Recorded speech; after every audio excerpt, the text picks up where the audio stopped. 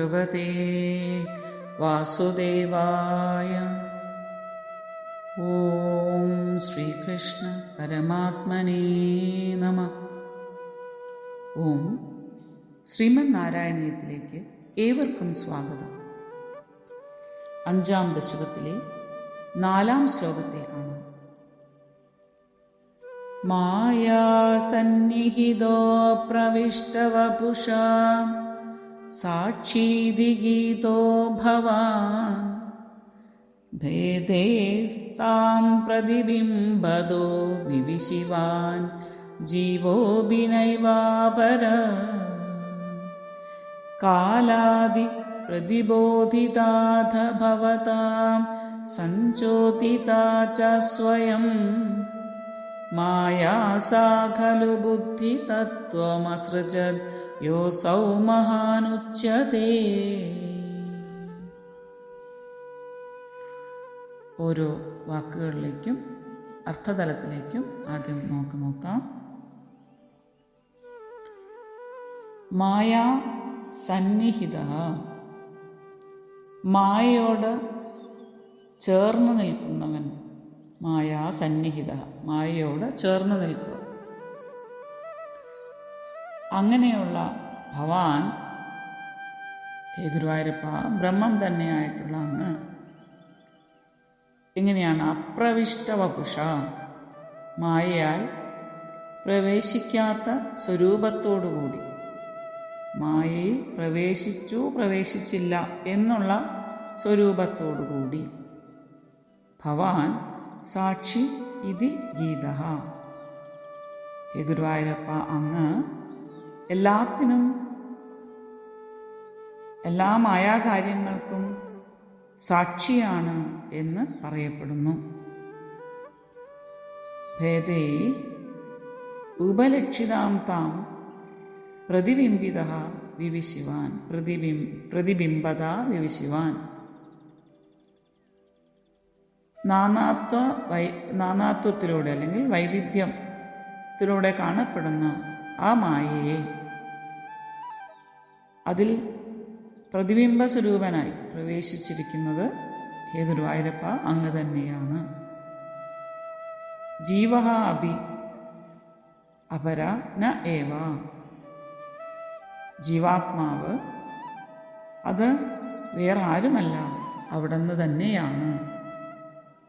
ജീവോപി നൈവാപര, ജീവഃ അഭി ന ഏവാപര. സാ മായ കാലാദി പ്രതിബോധിത ഭവതാ സഞ്ചോദിത ച സ്വയം ബുദ്ധിതത്വമസൃജത്. സാ മായ, ആ മായ, കാലാദി പ്രതിബോധിത, കാലം, കർമ്മം, അങ്ങ് സ്വഭാവം, ഇങ്ങനെയുള്ള അവയാലെല്ലാം ഉണർത്തപ്പെട്ടവളായി അങ്ങയാൽ പ്രചോദിക്കപ്പെട്ടു. താനേ തന്നെ ബുദ്ധി തത്വത്തെ സൃഷ്ടിച്ചു. യ അസൗ മഹാൻ ഉച്ചതേ, ആ ബുദ്ധിതത്വത്തെ തന്നെയാണ് മഹാൻ അല്ലെങ്കിൽ മഹത്തത്വം എന്ന പേരിൽ പറയപ്പെടുന്നത്. ആ മഹാൻ എന്നുള്ളത് ബുദ്ധിതത്വം തന്നെയാണ് എന്നർത്ഥം. ഇവിടെ സാഖ്യത്തെയും യോഗത്തെയും അനുസരിച്ചിട്ടുള്ള സൃഷ്ടിക്രമം വിവരിക്കുമ്പോഴും അദ്വൈത ചിന്ത മുൻപിൽ നിർത്തിക്കൊണ്ടാണ് ഇവിടെ ആചാര്യൻ ഭട്ടതിരിപ്പാട് ഈ സൃഷ്ടി വർണ്ണനകളെ പറയുന്നത് എന്ന് നമുക്ക് കാണാം. എല്ലാ വേദാന്ത ശാസ്ത്രങ്ങളുടെയും പ്രധാന ചർച്ചാവിഷയം അല്ലെങ്കിൽ പ്രധാന പ്രതിപാദ്യ വിഷയം എന്നുള്ളത് 3 കാര്യങ്ങളെക്കുറിച്ചാണ്. ഈശ്വരൻ ആരാണ്? ഈ പ്രപഞ്ചം, കാണപ്പെടുന്ന പ്രപഞ്ചം എന്താണ്? ജീവന് ഇവയുമായുള്ള സംബന്ധം എന്താണ്? എന്നിങ്ങനെ ഈശ്വരൻ, പ്രപഞ്ചം, ജീവൻ എന്നുള്ളതിനെയാണ് എല്ലാ ശാസ്ത്രങ്ങളും തന്നെ ചർച്ച ചെയ്യുന്നത്. 3 ഘട്ടങ്ങളിലായിട്ട് നമുക്കതിനെ എളുപ്പം മനസ്സിലാക്കാം. അതായത് ഈ മുൻപ് പഠിച്ച ശ്ലോകത്തിലൂടെ 3 ശ്ലോകങ്ങളെ നമ്മൾ കഴിഞ്ഞുവല്ലോ. അതിൽ 3 ഘട്ടമായിട്ട് പറഞ്ഞു. ആദ്യത്തെ ശ്ലോകത്തിൽ എന്തു പറഞ്ഞു? പ്രളയത്തെക്കുറിച്ച് പറഞ്ഞു. പ്രളയം എന്ന് പറഞ്ഞാൽ എല്ലാം ഈശ്വരനിൽ ലയിച്ചിരിക്കുന്നു, കേവലം ആനന്ദസ്വരൂപനാകുന്ന അല്ലെങ്കിൽ ആനന്ദസ്വരൂപമായിട്ടിരിക്കുന്നു, ആ അവസ്ഥയാണ് പ്രളയം എന്ന് പറഞ്ഞു. അവിടെ എല്ലാം സത്വരജസ്തമോ ഗുണങ്ങളാകുന്ന ഗുണങ്ങളും എല്ലാം തന്നെ ഭഗവാനിൽ ലയിച്ച് അവിടെ യാതൊരുവിധ മാറ്റങ്ങളും ഇല്ലാത്തൊരവസ്ഥയായിട്ട് അനന്തം മാത്രമായി നിൽക്കുന്ന അവസ്ഥയാണ് പ്രളയം എന്ന് കണ്ടു. രണ്ടാമത് മൂലപ്രകൃതി. മൂലപ്രകൃതി എന്ന് പറയുമ്പോൾ ഭഗവാന്റെ കടാക്ഷം കൊണ്ട് അത് ഒന്ന് എന്നുള്ള നിലയ്ക്ക് ഒരു മാറ്റം വന്നു, ഈക്ഷണ കൊണ്ട്. അപ്പോൾ പ്രകൃതി ഗുണങ്ങളിൽ ക്ഷോഭമുണ്ടായി. അങ്ങനെ മൂലപ്രകൃതി സംജാതമായി. മായയുടെ ആദ്യ സ്വരൂപമാണ് ഈ മൂലപ്രകൃതി. തുടർന്ന് അതിൽ നിന്ന് കാലം, കർമ്മം, അനേക ജീവരാശികൾ, സ്വഭാവം എന്നിങ്ങനെ എല്ലാ ശക്തികളും ഉണ്ടായി എന്ന് കണ്ടു. തുടർന്ന് എന്തുണ്ടായി എന്നുള്ളതാണ്, ആ പ്രകൃതിയുടെ വികാസത്തെയാണ് തുടർന്നുള്ള ശ്ലോകത്തിൽ പറയുന്നത്. ഇവിടെ ആദ്യത്തെ ശ്ലോകം കൊണ്ട് ഈശ്വരൻ എന്ത് എന്നും പിന്നീട് ജീവൻ എന്ത് എന്നും പ്രകൃതിയുടെ പരിണാമം എങ്ങനെ സംഭവിക്കുന്നു എന്നുള്ളതുമാണ് ഈ ശ്ലോകത്തിൽ പ്രത്യേകിച്ച് പറഞ്ഞു തരുന്നത്. മായാസന്നിഹിതോ അപ്രവിഷ്ടവപുഷ സാക്ഷീതി ഗീതോ ഭവാൻ. ഇവിടെ മായയിൽ പ്രകാശിക്കുന്ന അല്ലെങ്കിൽ മായയിൽ പ്രതിഫലിക്കുന്ന ആ ശക്തിവിശേഷം, അതാണ് ഇവിടെ ജീവനായിട്ട് പറയുന്നത്. അല്ലെങ്കിൽ മായയിൽ ഭഗവാൻ എന്തു ചെയ്യുന്നു? പ്രവേശിക്കാത്ത സ്വരൂപത്തോടുകൂടി സാക്ഷിയായിട്ട് പ്രവർത്തിച്ചുകൊണ്ടേയിരിക്കുന്നു. മായയിൽ ഭഗവാൻ പ്രവേശിക്കുകയല്ല, മായയെ പ്രചോദിപ്പിക്കുകയാണ് ചെയ്തത് എന്നർത്ഥം. ഏതുപോലെ എന്നാൽ നമ്മൾക്കൊരു ഉദാഹരണത്തിലൂടെ അത് പെട്ടെന്ന് മനസ്സിലാകും.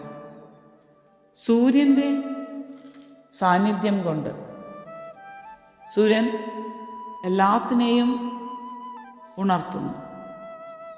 സൂര്യൻ ഒന്നിലും പ്രവേശിച്ചിട്ടില്ല, സൂര്യൻ എല്ലാത്തിനെയും പ്രചോദിപ്പിക്കുകയാണ് ചെയ്തത്. കാരണം സൂര്യൻ്റെ സാന്നിധ്യം കൊണ്ടാണ് അല്ലെ പൂക്കൾ വിരിയുന്നു, എല്ലാം ഈ പ്രപഞ്ചം മുഴുവനും ഉണരുന്നത് സൂര്യൻ്റെ സാന്നിധ്യം കൊണ്ടാണ്. അപ്പോൾ സൂര്യൻ പ്രവേശിക്കുകയല്ല, പ്രചോദിപ്പിക്കുകയാണ് അവിടെ ചെയ്തത്. സൂര്യൻ അപ്പോൾ എന്തായി നിൽക്കുന്നു? സാക്ഷി രൂപത്തിൽ നിൽക്കുന്നു. സാക്ഷി ഇത് ഗീതോ ഭവാൻ, സാക്ഷി എന്നുള്ള രീതിയിൽ മാത്രം നിൽക്കുന്നു. അതുപോലെയാണ് ഈശ്വരൻ ഈ പ്രകൃതിയെ പ്രചോദിപ്പിച്ചു. പക്ഷേ ആ പ്രകൃതി എന്ന് പറഞ്ഞാൽ മായയെ പ്രചോദിപ്പിച്ചു. മായയിൽ പ്രവേശിക്കുകയല്ല ചെയ്തത്, എല്ലാത്തിനും സാക്ഷിയായിട്ട് നിലകൊള്ളുന്നു. ഒരു വിളക്കിൻ്റെ വെളിച്ചത്തിൽ എല്ലാം പ്രവർത്തിക്കുന്നത് പോലെ അല്ലെ, വിളക്കിന് മുൻപ് വെച്ച് നമുക്ക് നല്ല കാര്യങ്ങൾ ചെയ്യാം, ചീത്ത കാര്യങ്ങൾ ചെയ്യാം. പക്ഷെ വിളക്കിനതൊന്നും ബാധകമല്ല. വിളക്കിൻ്റെ സാന്നിധ്യത്തിൽ അവയെല്ലാം പ്രവർത്തിക്കുന്നു, അല്ലെങ്കിൽ അവയെല്ലാം അവിടെ സംഭവിക്കുന്നു എന്ന് മാത്രം. അപ്പം നേരിട്ട് കാണുന്നവൻ ആണ് സാക്ഷി എന്ന് പറയുന്നത്. അപ്പം മായാകാര്യങ്ങളൊന്നും ഭഗവാനില്ല, പക്ഷേ മായാവിലാസങ്ങളൊന്നും ഭഗവാൻ അറിയാതെ നടക്കുന്നുമില്ല. മായ ഭഗവാനെ ആശ്രയിക്കുന്നു, ഭഗവാൻ മായയെ ആശ്രയിക്കുന്നില്ല. അതുകൊണ്ടാണ് ഇവിടെ ആ ബ്രഹ്മം സാക്ഷി മാത്രമാണ് എന്ന് പറയുന്നത്. സാക്ഷി എന്ന് പറയുമ്പോൾ ദ്രഷ്ടാവ് അല്ലെങ്കിൽ കാണുന്നവൻ എന്നൊക്കെ അർത്ഥം അല്ലേ. അപ്പോൾ ഭഗവാൻ എല്ലാത്തിനെയും അറിയുന്നവനാകുന്നു എന്ന് നമ്മൾ പറയുന്നതിൻ്റെയൊക്കെ താല്പര്യം അതാണ്. ഇനി മായയാകുന്ന ഉപാധിയോട് കൂടിയവനാണ് ഭഗവാൻ, എങ്കിലും അതിൽ പ്രവേശിക്കാതിരിക്കുന്നവനാണ് എന്ന് പറയുമ്പോൾ ഭഗവാൻ ആരാണ്? നിഷ്ക്രിയനാണ്, അല്ലേ? ഈ പ്രപഞ്ചത്തെ ഒരു കർമ്മത്തിലും ഭഗവാന് പങ്കില്ല. ഇത് ഭഗവത്ഗീതയിൽ നമുക്ക് കാണാം. നമ്മേ പാർത്ഥാസ്തി കർത്തവ്യം ത്രിഷു ലോകേഷു കിഞ്ചന എന്ന് പറയുന്നുണ്ട്. 3 ലോകത്തും എനിക്ക് ചെയ്യേണ്ടതായിട്ട് ഒന്നുമില്ല പാർത്ഥ. എൻ്റെ സാന്നിധ്യത്തിൽ ഈ പ്രപഞ്ചം പ്രവർത്തിക്കുന്നു എന്ന് പറയുന്നു അവിടെ. അപ്പം ഭഗവാന്റെ സാന്നിധ്യമില്ലെങ്കിൽ ഈ മായയ്ക്ക് ഉണർന്ന് പ്രവർത്തിക്കുവാൻ സാധിക്കുകയില്ല എന്നർത്ഥം. അപ്പോൾ ഈശ്വരൻ എന്ന് പറയുന്നത് സാക്ഷി മാത്രമാണ്. യാതൊന്നും ഭഗവാനെ ബാധിക്കുന്നതേയില്ല എന്ന് അവിടെ കണ്ടു. ഇനി അടുത്ത വരിയിൽ നോക്കൂ. ഭേദേസ്താം പ്രതിബിംബതോ വിവിശിവാൻ ജീവോഭിനൈവാപര. അപ്പോൾ ആരാണ് പിന്നെ ജീവാത്മാവ്? ആ മായയിൽ പ്രതിഫലിക്കുന്ന സ്വരൂപമാണ് ജീവാത്മാവ്. മായയിൽ ബ്രഹ്മം പ്രതിഫലിക്കുമ്പോൾ അതിനെ ജീവാത്മാവ് എന്ന പേരിൽ അറിയുന്നു. ആ ജീവാത്മാവ് പരമാത്മാവ് തന്നെയാണ്, അത് ഭിന്നമല്ല. അതാണ് ജീവഹ അഭി നൈവാപര, ജീവോഭി നൈവാപര, ജീവോ ബ്രഹ്മൈവനാപര എന്ന് അവിടെ പറയുന്നതിനർത്ഥം അതാണ്. ജീവൻ പരമാത്മാവ് തന്നെയാണ്. അപ്പോൾ ഹേ ഗുരുവായൂരപ്പ, അങ്ങ് തന്നെയാണ് ജീവനും മറ്റൊന്നുമല്ല. അനേകം മായാ ഉപാധികളിൽ അങ്ങ് പ്രതിബിംബിക്കപ്പെടുന്നു. ഏതുപോലെ നമുക്ക് ഉദാഹരണം പറയാം. സൂര്യൻ അനേക കുടങ്ങളിലുള്ള അനേക കുടങ്ങളിൽ വെള്ളം വെച്ചു കഴിഞ്ഞാൽ ആ കുടങ്ങളിലെല്ലാം സൂര്യൻ്റെ പ്രതിബിംബത്തെ കാണാം നമുക്ക്.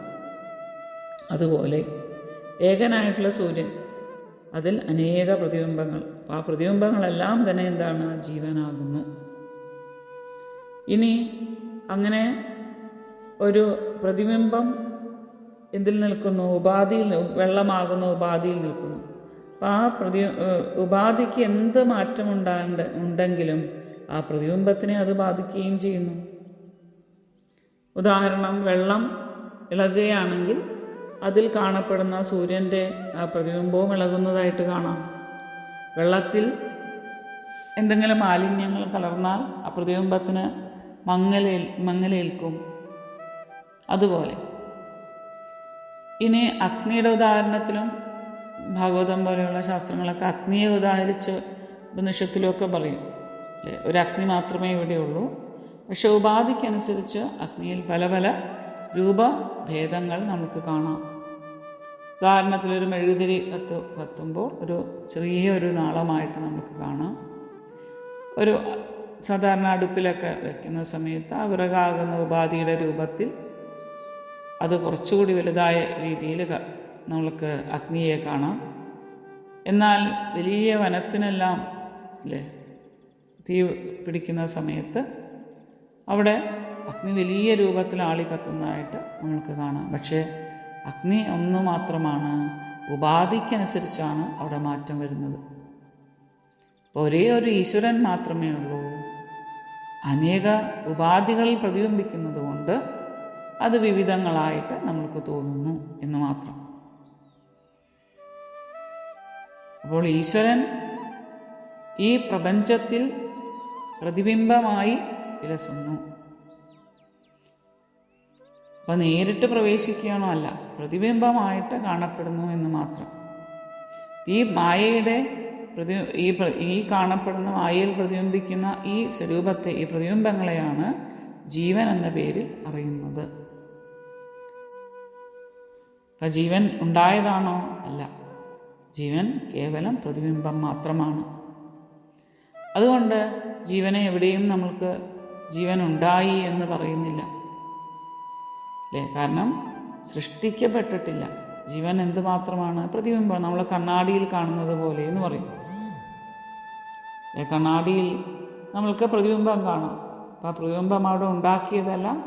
പ്രതിബിംബം, ആ ബിംബത്തിൻ്റെ പ്രതിബിംബം അവിടെ ദർശിക്കപ്പെടുന്നതാണെന്ന് മാത്രം. ആ പ്രതിബിംബം സത്യമല്ലാത്തതുകൊണ്ട് ഇപ്പോൾ കണ്ണാടി ഉടഞ്ഞു പോയാലും ആ പ്രതിബിംബത്തിന് എന്ത് സംഭവിക്കുന്നില്ല? അതുണ്ടായിട്ടുമില്ല, അതില്ലാതായിട്ടില്ല. തോന്നൽ മാത്രമാണ് എന്നുള്ളതിനെ നമ്മൾ അറിയുന്നു.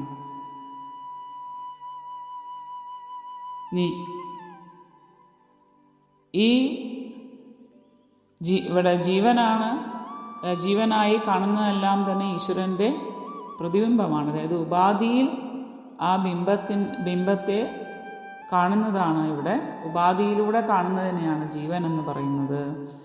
സാക്ഷാൽ ഭഗവാൻ എന്ന് പറയുന്നത് എന്താണ്? ഈശ്വരൻ എന്ന് പറയുന്നത് സാക്ഷി മാത്രമാണ് എന്ന് നമ്മളിവിടെ അറിയണം. ഈശ്വരന് ബിംബത്തിന് യാതൊരുവിധ മാറ്റങ്ങളുമില്ല. അതായത് ബിംബം കേവലം സാക്ഷി മാത്രമാണ്. ജീവൻ ഉപാധിയിലിരിക്കുന്നതുകൊണ്ട് ഉപാധിയിലുള്ള മാറ്റങ്ങൾ ജീവന് വന്നതായി ഭവിക്കുന്നു. ജനനം, മരണം, സുഖം, ദുഃഖം ഇങ്ങനെയുള്ള എല്ലാ ദ്വന്ദ്ങ്ങളും തന്നെ ആ ഉപാധിയുടെ മാറ്റങ്ങളാണ്. ആ ഉപാധിയുടെ മാറ്റങ്ങളെല്ലാം ജീവന് വരുന്നതായിട്ട് ആ ഉപാധിയിലിരിക്കുന്നത് കൊണ്ട് ജീവന് തോന്നുന്നു എന്ന് മാത്രം. വാസ്തവത്തിൽ ബിംബത്തിൻ്റെ തന്നെ സ്വരൂപമാണ് ഈ ജീവനായിട്ട് പ്രകാശിക്കുന്നത് എന്നറിയണം. ഇനി അടുത്ത വരികളിൽ പറയുന്നത് കാലാദി പ്രതിബോധിതാധഭവത സഞ്ചോദിതാച സ്വയം മായാസ ഖലു ബുദ്ധിതത്വമസൃജതയോസൗ മഹാനുച്യതേ. ഇവിടെ ആ പ്രകൃതിയെക്കുറിച്ച് പറയുകയാണ്. കാലം, കർമ്മം, വാസന ഇവ കൊണ്ടെല്ലാം മായ ഉണർത്തപ്പെടുന്നു. ഭവത സഞ്ചോദിതാച സ്വയം. ഭഗവാൻ പ്രേരണയാണ്. അപ്പം ഭഗവാന്റെ ഇച്ഛാശക്തിയും ജ്ഞാനശക്തിയും തന്നെയാണല്ലോ ക്രിയാശക്തിയായി, മായയായി, പ്രപഞ്ചമായി പ്രതിഭാസിക്കുന്നതായി തോന്നുന്നത്. അങ്ങനെയുള്ള ആ മായയിൽ നിന്ന്, ആ മൂലപ്രകൃതിയിൽ നിന്ന് ആദ്യമായി ഉണ്ടായത് ബുദ്ധിതത്വമാകുന്നു. പ്രപഞ്ചം മുഴുവൻ നിറഞ്ഞു നിൽക്കുന്ന ആ ബുദ്ധിതത്വത്തെ മഹത്തത്വം എന്ന പേരിൽ അറിയപ്പെടുന്നു. അല്ലെങ്കിൽ ആ ബുദ്ധിതത്വം തന്നെയാണ് മഹത്തത്വം എന്ന പേരിലും അറിയപ്പെടുന്നത് എന്നർത്ഥം. ബ്രഹ്മം അഥവാ ഭഗവാൻ കേവലബോധമായ സത്തയാണ്. അതിൽ കാലാദികളാകുന്ന മായാപ്രവർത്തനം കൊണ്ട് ബുദ്ധിതത്വം അഥവാ വിഷയബോധം ഉണ്ടാകുന്നു എന്ന് സാരം. അപ്പോൾ ഈ ശ്ലോകത്തിൽ എന്താണ് ഈശ്വരനെന്നും എന്താണ് ജീവഭാവമെന്നും പ്രകൃതിയുടെ പരിണാമം എങ്ങനെയാണ് ഉണ്ടാകുന്നത് എന്നുള്ളതുമാണ് വ്യക്തമാക്കിയിരിക്കുന്നത്. ഈശ്വരൻ എന്ന് പറയുന്നത് സാക്ഷിയാണ്. മായയിൽ ബ്രഹ്മം പ്രതിഫലിക്കുന്നതാണ് ജീവാത്മാവ് അല്ലെങ്കിൽ ജീവൻ. ഈ പ്രകൃതി ആ മൂലപ്രകൃതിയിൽ നിന്ന് ആദ്യമായിട്ടുണ്ടായത് ബുദ്ധിതത്വമാണ്. ഈ ബുദ്ധിതത്വമാണ് നമ്മൾ കാണാം അല്ലേ, ഭഗവാന്റെ നാഭിയിൽ നിന്ന് ഒരു താമരയുണ്ടായി എന്നെല്ലാം നമ്മൾ കേട്ടിട്ടുണ്ട്. ഈ ബുദ്ധിതത്വമാണ് അല്ലെങ്കിൽ ഈ മഹത്തത്വമാണ് താമരയായിട്ട് വികസിച്ചിട്ടുള്ളത്. അതിൽ നിന്നാണ് പിന്നീട് ഈ മൂലപ്രകൃതിയോട് ചേർന്ന് എല്ലാവിധത്തിലുള്ള പ്രപഞ്ചത്തിൻ്റെ പരിണാമം ഉണ്ടായത് എന്നെല്ലാം തുടർന്ന് പറയുന്നു. ഈ ശ്ലോകത്തെ ഒരിക്കൽ കൂടി ചൊല്ലാം. മായാസന്നിഹിതോ പ്രവിഷ്ടവപുഷാ സാക്ഷീതി ഗീതോ ഭവാൻ ഭേദേസ്താം പ്രതിബിംബതോ വിവിശിവാൻ ജീവോഭിനൈവാപര കാലാദി പ്രതിബോധിതാധഭവത സഞ്ജോതിതാ ച സ്വയം മായാസാ ഖലു ബുദ്ധിതത്വമസൃജത് യോസൗ മഹാനുച്യതേ. ഓം തത്സത്. ഹരി ഓം.